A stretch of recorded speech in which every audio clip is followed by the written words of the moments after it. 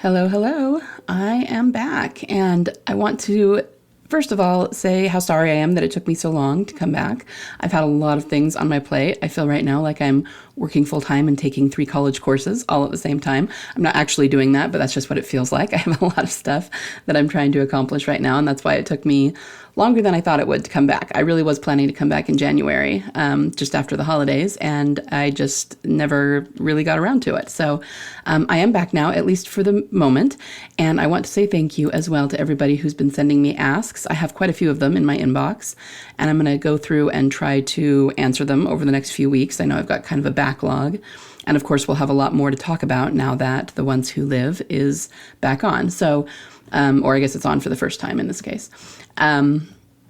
So this is just a quick video to answer everyone who was asking if I would be doing breakdowns for The Ones Who Live and if I was coming back soon. And if I'm good, I am good. And if I still believe Beth is coming back, yes, I do.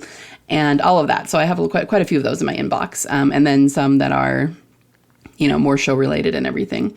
I actually just watched the episode, and I'm going to be posting a breakdown tonight after it airs live, so I'll have it ready to go. It does seem to be going on the app early, just on the day of. So I got up pretty early at I want to say 4:30 my time in the morning to see if it was on, and it was on the app. And actually one of my friends who is in a different time zone than me, WDWA, had already watched it. So she actually beat me to it this morning. I thought it was excellent. So it's really, really good, and I'm excited for everyone to see it. We are seeing a lot of things that can be callbacks to Grady. So it doesn't necessarily mean Beth. I'm not telling you that we see her. And honestly, guys, I'm not super holding my breath for seeing her in The Ones Who Live, because I think it's more likely that she'll be in Daryl Dixon season 2. But of course, we wouldn't mind if she was in The Ones That Live. I think there's a good chance we'll get hints of her, and it would be fine with me if we actually saw her even from a distance or something like that. But again, I'm just not really holding my breath for that. Really, what we're looking at for this spinoff, aside from just enjoying it in general, because I'm super excited for Rick and Michonne's love story, I'm totally down with this spinoff as well. So I'm excited for it in general. But what we're looking at in terms of TD is callbacks and things to Beth, and specifically how Grady is paralleled with the CRM, because we're going to learn a lot more about the CRM in this spinoff.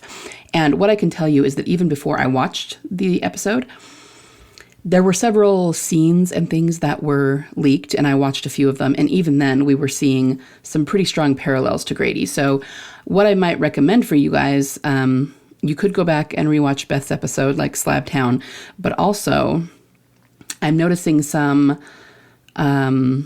foreshadows that were clearly set down in Rick and Michonne's final episodes. So you have 905, which was where, Rick blew up the bridge and then Jadis took him away in the helicopter. And then Michonne's final episode on the show, on the main flagship show, was the one with Virgil, where she went to his island. And I'm totally blanking on what the name of that episode is, but I can put it in the show notes.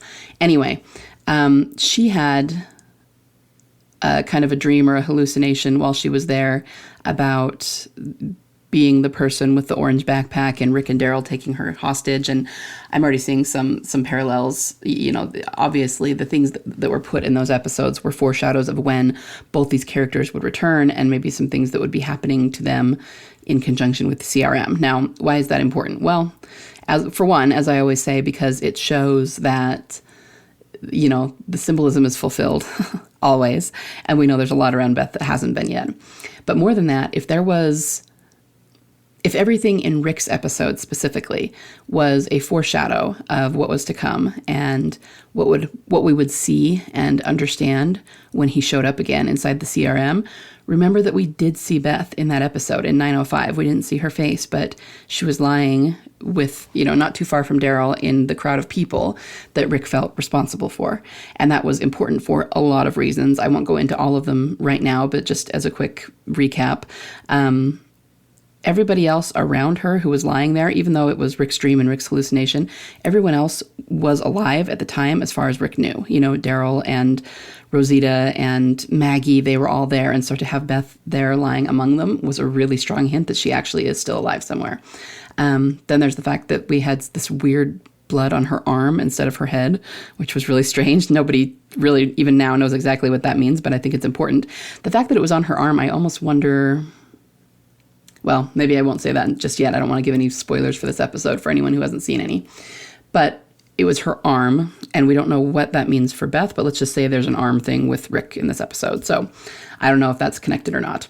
But then, of course, we heard Emily's voice saying, "What's your wound?" as one of many people who said it, but she was the only one whose name they didn't specifically put in the subtitles. They identified her as woman, as though they didn't really want us to know who she was, even though it was very obvious that it was Emily's voice. So a lot of strangeness, and that just makes me think, okay, well, if everything else there was pointing toward this episode and the spinoff and what was going to happen with Rick at this time in the CRM, Beth was in there. So that gives me some hope that maybe we'll see at least a hint of her, or, I can see in the final episode them revealing that maybe she's out there somewhere just as we head into Daryl Dixon season 2. Something like that would be cool. So I'm not thinking she's going to be a huge part of the spin-off series, The Ones Who Live, because obviously this is Rick and Michonne's story.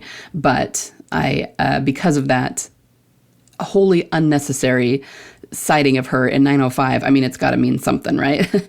And I'm also very excited that Gimple himself is actually the showrunner for this spinoff. Okay, so he's not just the executive producer, he actually is the showrunner. And I'm really excited for that too. Like I said, I watched the episode and I thought it was fantastic. So I think I'm going to stop there for now. This is just to tell you that I am back and to look for my breakdown later after the episode airs, and that I am still here and I still have a great deal of hope, and I'm really, really excited for what comes. All right. Keep sending me your asks and I will get to them as soon as possible. I don't know that I'm going to be able to post a video every single day like I was doing before, but I will do the very best that I can. Okay. Hopefully at least 3 or 4 times a week I can get something posted. So, everybody watch the episode. You're going to love it. And it's so, so great to see Rick back on our screens again. And I'm super excited. So I will see you later tonight after the episode.